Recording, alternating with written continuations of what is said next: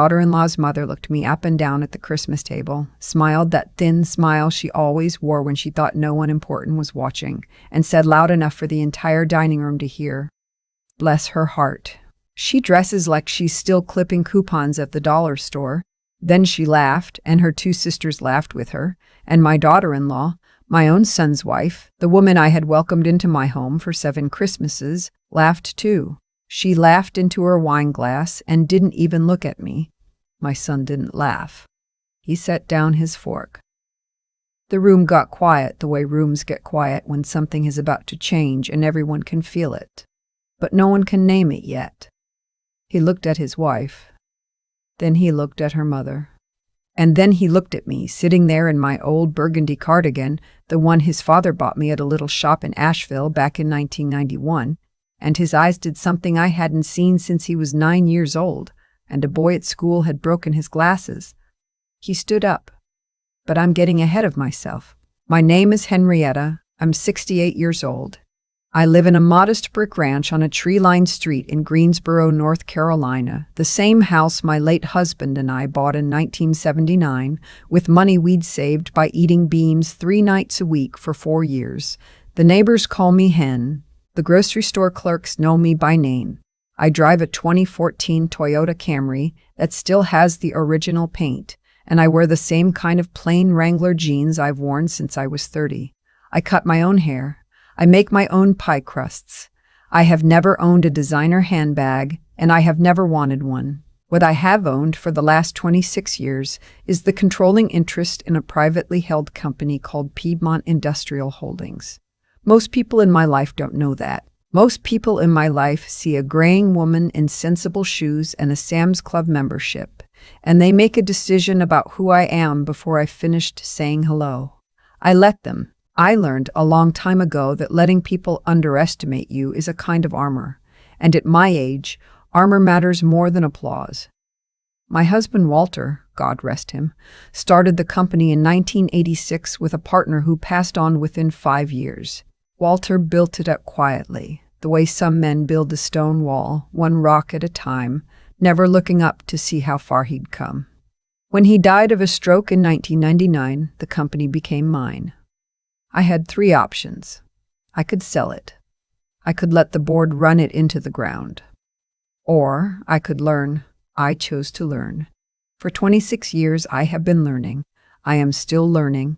And the company, which now owns logistics warehouses, industrial real estate, and a small but profitable trucking arm across 6 southern states, is worth substantially more than anyone in my Christmas dinner that night could have ever imagined. Not even my son. That was my choice, and I'll get to why. My son, my only child, is named after his father. He goes by his middle name, though. He's 38, an architect at a firm in Charlotte. And he's the kindest man I know. He inherited his father's quiet steadiness and his father's stubborn fairness, and I have loved him from the very first moment they put him in my arms in the maternity ward at Cone Hospital with snow falling outside the window. He married a woman named Whitney 3 years ago. Whitney is pretty. I have to give her that. She's the kind of pretty that photographs well and ages expensively. Her family is from Charleston, the kind of Charleston family that talks about the family, the way other families talk about their faith, with reverence and a low, instructive voice. Her father is a cardiac surgeon. Her mother, Cordelia, was a debutante in 1972 and has never quite stopped being one. Her 2 aunts, Dabney and Sutton, have matching pearl earrings and matching opinions about everything from drapery to immigration. I tried with that family. I want you to know that. From the very first dinner, the rehearsal weekend in Mount Pleasant, I tried. I brought a peach cobbler. Cordelia put it on the sideboard untouched and served a French dessert flown in from somewhere in Atlanta. I wore a navy dress I'd had pressed twice, and Cordelia said, "Oh, how practical," in the same tone you'd use for a sponge. I smiled. I held my son's hand under the table. I told myself, this is a wedding. This is a happy day. You are not the story today. I have been telling myself that for 3 years. Where are you watching from today, by the way?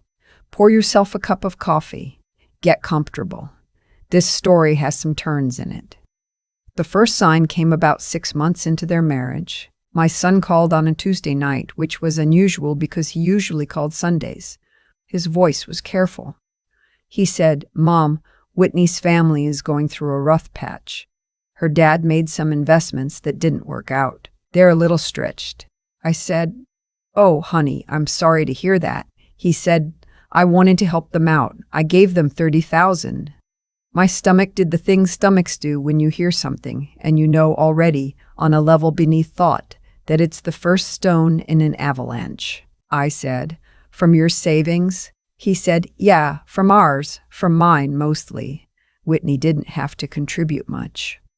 I said, "Honey, that's a lot of money." He said, "Mom, they're family now."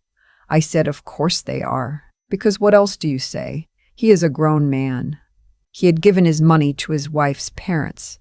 It was his to give. I was his mother, not his accountant. I made a pot of tea after we hung up. I drank it standing at the window. And I made a note in my mind, the way you make a note when you hear something rattling in your car. You don't pull over right then, but you start listening for it. 6 months later, another $30,000. Then a loan for a vacation house repair, $18,000. Then a bridge for Cordelia's car, $12,000. Then a family contribution to her cousin's wedding in Naples, $22,000. My son told me about each one because he didn't know how to keep things from me. He has never known how. Whitney didn't know he was telling me. She thought I was the kind of mother-in-law who showed up at Easter in an old cardigan and ate her ham and went home. I let her think that. I started looking into things, quietly. I have a man I work with, a CPA named Calloway, who has been with me since 2 years after Walter died. He is 64, drives a Buick, and has never once in 24 years lied to me. I asked Calloway to look into Whitney's father's investment situation, not deeply, just the surface, what was public, what was findable. I wasn't snooping into a family member. I was checking the foundation of a house my son was pouring money into. What Calloway found was this. Whitney's father had not, in fact, made a few bad investments. He had been hemorrhaging money for almost a decade. The cardiac practice was real, but he had taken out loans against the practice, against the house in Charleston, against the vacation property on Kiowa, and against a piece of land in McClellandville his grandfather had left him. He owed a regional bank close to $2 million, and he was a heart attack away from foreclosure.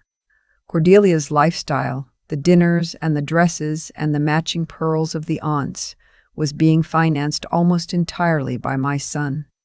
I sat with that information for a week. I didn't tell my son, not yet, because I have learned in 68 years on this earth that information is only as useful as the moment in which you deploy it. A mother who runs in waving the truth like a flag often ends up on the outside of the family. I was not going to be on the outside of my son's family. I was going to be at the center of it when it mattered, and not a minute before. So I waited, and I went to that Christmas dinner. Cordelia had insisted on hosting Christmas this year at their Charleston house. The one Calloway had told me was mortgaged to within an inch of its life. The house was beautiful. Magnolias on the table.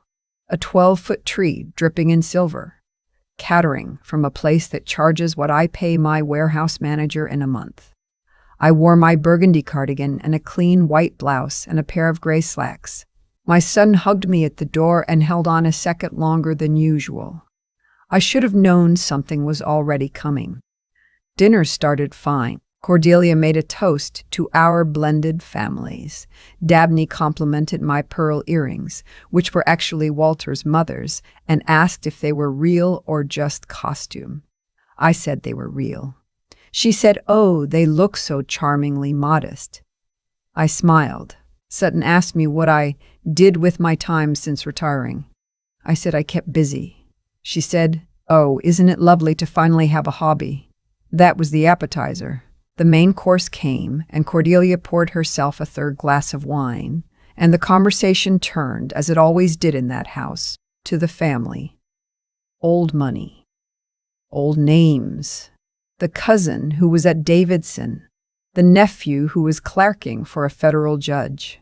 Whitney chimed in, glowing under her mother's gaze the way she only ever did under her mother's gaze, never under my son's. And then Cordelia turned to me, and with that little smile, that smile that has been bred into people for 4 generations to look gracious while it cuts, she said, "Henrietta, sweetheart, you've just been so quiet. Tell us about your people. Were they farmers?" "Mill workers," I said. "My father was a high school principal. My mother was a nurse." She said, "Oh, how nice. Salt of the earth." She turned to her sisters. "Henrietta has always been so practical." She looked back at me.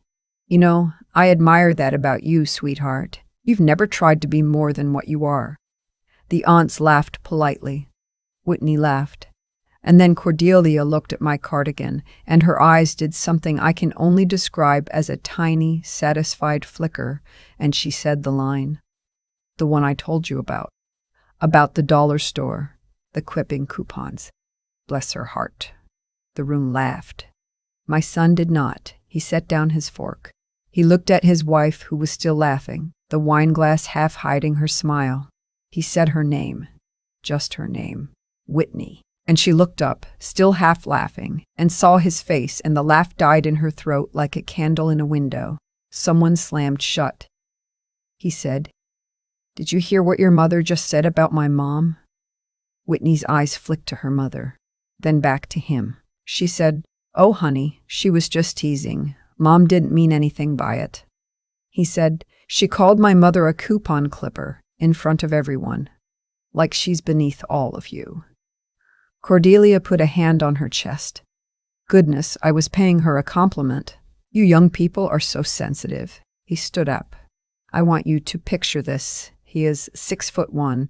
He has his father's shoulders." He stood up in his neck and fell to the floor, and the dining room got very quiet, because the catering staff had gone still by the kitchen door, and the aunts had stopped chewing. And Whitney's father was looking down at his plate like a man who has heard this kind of silence before in operating rooms. My son said, "I have sat at this table for 3 years. I have watched my mother be polite to all of you. I have watched her bring food no one ate. I have watched her be talked over and condescended to and laughed at, and I have not said anything because Whitney asked me not to, because she said it was just how her family was. Well, it's not how my family is. It's not how I was raised." He looked at Whitney. He said, "I gave your parents $112,000 over the last 2 years. Did you know that?" Whitney's face went white. Cordelia said, "Now, that was a private family matter." He said, "Did you know that?" "Yes or no?" Whitney said, "I knew about some of it." He said, "I gave it because I love you, and because you said your family was struggling, and because my mother raised me to take care of family. That woman." He pointed at me. He was crying. I have not seen my son cry since the funeral. That woman in her cardigan. That woman you just called a coupon clipper. She raised me to give that money. Do you understand that? And not one of you in this room has ever once treated her with a fraction of the respect she has earned just by being a decent human being on this earth for 68 years. Cordelia said, "Well, I never." He said, "No, ma'am. You never." He looked at Whitney. "I'm going home. To Charlotte. Tonight. You can come with me, or you can stay here with the people who think it's funny to humiliate my mother on Christmas. But if you stay, don't come home. We're done." Whitney started crying. She said, "You can't be serious." He said, "I've never been more serious about anything in my entire life." He came around the table. He held out his hand to me. He said, "Mom, let's go." I stood up. I took his hand. I looked at Cordelia, who was sitting there with her wine glass and her face arranging itself in real time into something that would later become outrage. But at that moment was just shock. The simple shock of a woman who had assumed for 3 years that I was a quiet little nobody and was beginning to suspect for the first time that she had miscalculated. I said, "Cordelia, thank you for having us." We left. Whitney did not come. My son drove me back to my hotel in Mount Pleasant. He didn't speak for the first 20 minutes. When he did, he said, "Mom, I am so sorry. I am so sorry. I am so sorry." I said, "Honey, you don't owe me an apology." He said, "I should have said something a year ago, 2 years ago." I said, "You said it tonight." He said, "I gave them so much money, Mom." I said, "I know you did."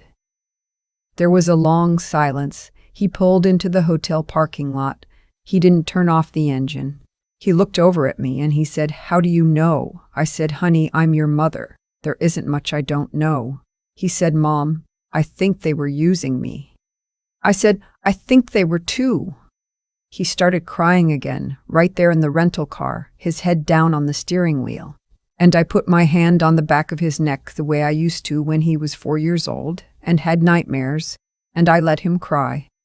When he was done, he sat up and wiped his face with the back of his hand and said, "I don't know what to do, Mom. About the money, about the marriage, about all of it." I said, "I want you to listen to me very carefully. Are you listening?" He said, "Yes." I said, "Tomorrow morning, I want you to drive home to Charlotte. I want you to call a lawyer, not Whitney's family's lawyer, a lawyer I'm going to give you the name of. His name is Beasley. He's good. He's mean when he needs to be. And I want you to tell him everything, every dollar, every transfer, every bank statement, and I want you to let him handle it." He said, "Mom, I can't afford a divorce, not after all the money I gave them." I said, "Honey." He looked at me. I said, "Tomorrow, we're also going to have a different conversation, you and me, about your father, and about some things he and I never told you, because we wanted you to make your own life on your own terms, and you did, and I'm proud of you. But the time for that conversation has come." He said, "Mom, what are you talking about?" I said, "Tomorrow, honey, get some sleep." I got out of the car. I went up to my hotel room. I sat on the edge of the bed in my burgundy cardigan, and I called Calloway, my CPA, who picked up on the second ring even though it was 9:45 on Christmas night. I said, "Cal." He said, "Hen." I said, "It's time." He said, "Tell me what you need." I said, 3 things. First, I need you to call Beasley first thing in the morning. My son is going to file for divorce, and I want it clean, and I want it fast, and I want every transfer he made to those people documented to the penny. They borrowed it as a loan. He has texts. We're going to call them loans. He said, "Done." I said, "Second, the McClellanville land. The piece Whitney's grandfather left her father. The one that's been collateralized against that regional bank. Tell me again who holds the note on that." He said, "Hen, the bank that holds it is Carolina Coastal. We own about 18% of Carolina Coastal through the holding company." I said, "Cal, I want to know what it would take to buy that note." Quietly, through one of the subsidiaries, not the holding company name, something a Charleston cardiac surgeon and his debutante wife would never trace back to a coupon clipper in a cardigan in Greensboro. There was a long pause. Then Calloway, who has worked for me for 24 years and has never, not once, made a sound of approval or disapproval about anything I've ever asked him to do, said, "Hen, with pleasure." I said, "Third, I want you to pull the file on Cordelia's brother, the one in commercial real estate in Mount Pleasant, the one whose name is on the deed for that property they keep talking about at every dinner. I want to know everything about his exposure, his debt, his business partners, his marriage, everything." He said, "Hen, can I ask why?" I said, "Because, Cal, I have sat at that table for 3 years, and I have eaten their food, and I have worn my old cardigan, and I have smiled. And tonight they laughed at my son's mother. And tomorrow they're going to find out what it cost them." He said, "Yes, ma'am." I hung up. I sat on that hotel bed for a long time. I thought about Walter. I thought about him picking out that cardigan in Asheville in 1991, holding it up in the little shop and saying, "This is the one, Hen. This brings out your eyes. I thought about all the years we had built quietly. The two of us, never showing what we had, never lifting our chins above the fence line. He used to say, "Hen, the world doesn't owe you a stage. You make your own stage in your own house." He believed that. I believed that. But Walter also believed, and he said it to me more than once, that family is the one place where you don't ever swallow your dignity. He said, you give them everything. But the day they take your dignity, you take everything back. I took everything back. I took everything back. The next morning, I drove home to Greensboro. My son drove to Charlotte. By Wednesday, he had met with Beasley. By Friday, Beasley had drafted divorce papers and a separate civil complaint for the repayment of $112,000 in loans made to Whitney's parents, with text message evidence attached. That same Friday, in a wood-paneled conference room in Wilmington, a subsidiary of Piedmont Industrial Holdings called Tidewater Asset Recovery purchased the defaulting note on the McClellanville land from Carolina Coastal Bank for 86 cents on the dollar. By the following Tuesday, Tidewater had also acquired, through a quiet sequence of purchases, a controlling stake in a commercial real estate firm in Mount Pleasant. His principal partner was Cordelia's brother, and which had been carrying $250,000 in subordinated debt no one had thought, until that moment, would ever be called. By the second week of January, that debt was called. I want to be clear about something. I did not break a single law. I did not do a single thing that any other investor in my position would not have done. I bought distressed debt. I called a loan. I exercised the rights that come with owning the paper. I had Beasley send a polite letter on my son's behalf, demanding repayment of $112,000 in personal loans. I sat in my brick ranch in Greensboro, and I drank my coffee, and I waited. Cordelia called my son on a Thursday afternoon. He put her on speakerphone.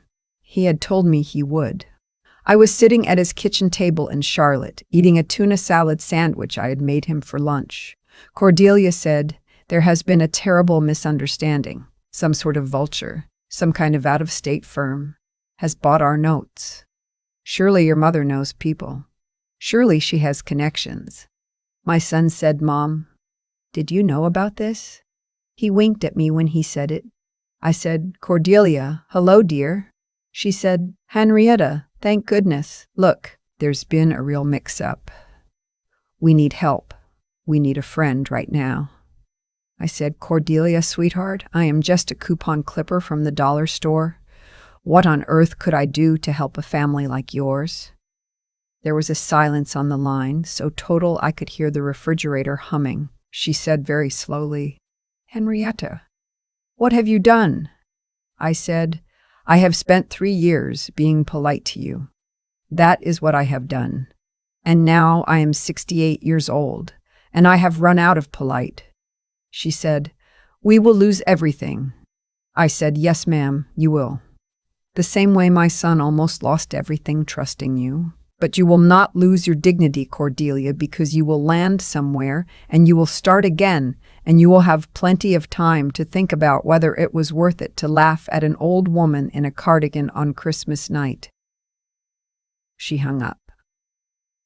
My son looked at me across the table. He said, "Mom." I said, "Eat your sandwich." He said, "Mom, who are you?" I smiled. I reached over and patted his hand.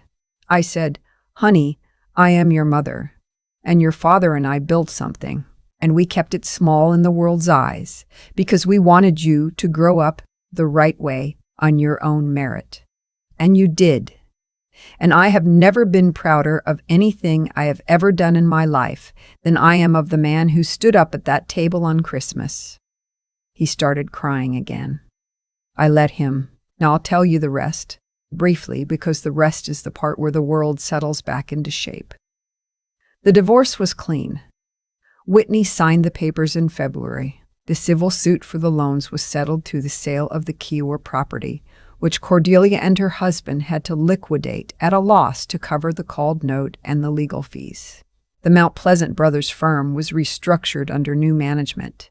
which I won't pretend was a sentimental decision. It was a good asset. I kept it. Cordelia's pearls, last I heard, are being worn by Cordelia's pearls. The aunts moved to Florida. I have no idea what they do there. Whitney called me once in March. She said she wanted to apologize. She said she had not understood.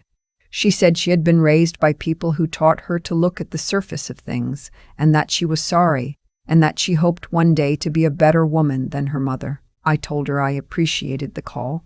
I told her I wished her well. I told her my son was a good man and she had lost a good man, and that was a lesson she would carry for the rest of her life, and that I hoped she would carry it carefully, because lessons are heavy, and you only learn them by holding them up.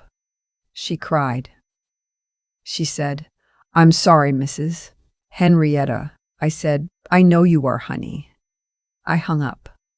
My son moved back to Greensboro in May. He bought a house 6 blocks from mine.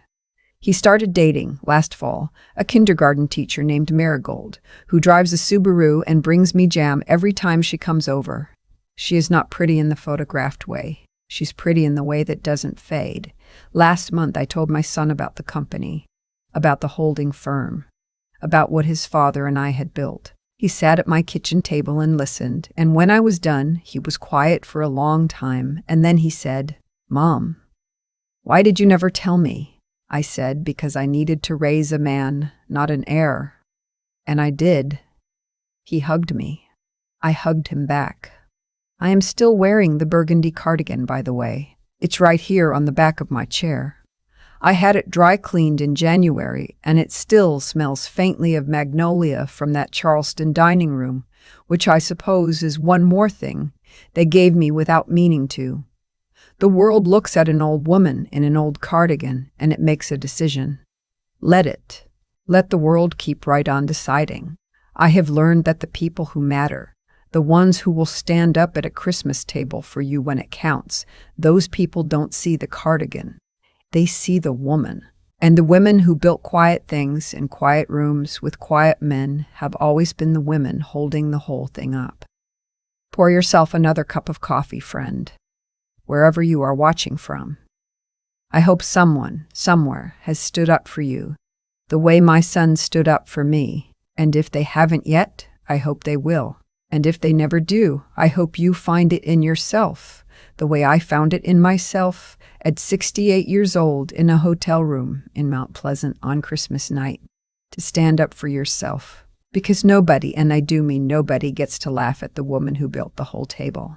Not on my watch. And not on yours. I have thought about that Christmas dinner more times than I can count, and every time I come back to the same quiet truth. Cordelia did not lose her fortune because I took it from her. She lost it because she had been losing it for 10 years already, and the only thing my cardigan and my silence had been doing all that time was holding her ceiling up. The moment she laughed at me, she let go of the only hand still keeping her family afloat. That is not revenge. That is just what happens when you spit in the well you have been drinking from. I want you to understand something, because this is the part that matters more than any of the rest. My son did not stand up at that table because he found out his mother was wealthy. He didn't know yet. He stood up because his mother had been kind, and he had been raised to know what kindness was worth. A boy raised to see a woman in a worn cardigan and still see a queen will grow into a man who cannot sit still while she is being mocked. That is not money. That is character. And character is the one inheritance no debutante family in Charleston can buy, and no coupon clipper in Greensboro can lose. I have been alive 68 years, and if I have learned anything worth passing on, it is this. Build quietly. Speak gently. And the day someone mistakes your gentleness for emptiness, do not raise your voice. Just open your hand and let them see what you have been holding all along. People who measure others by the price of a cardigan have already told you exactly how shallow the river of their soul runs. Believe them the first time. You do not have to teach them anything. Life will do that work for you in its own time, with its own patience, the way it did with Cordelia and her sisters and the matching pearls that mean nothing anymore, in a Florida condominium none of them ever planned to live in. If you are watching this and someone in your own life has made you feel small, I want you to hear me clearly. You do not owe them a fight. You do not owe them an explanation. You owe them nothing but the quiet dignity of continuing to be exactly who you are, on your own terms, in your own home, in whatever cardigan you please. Strength is not how loud you can answer back. Strength is how steady you can stand when the laughter is loudest. Wisdom is knowing which battles to fight and which to let time fight for you.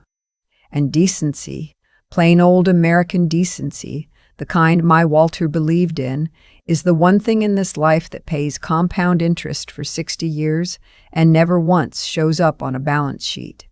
Hold on to it, pass it on, and never, ever apologize for the woman you have spent a lifetime becoming.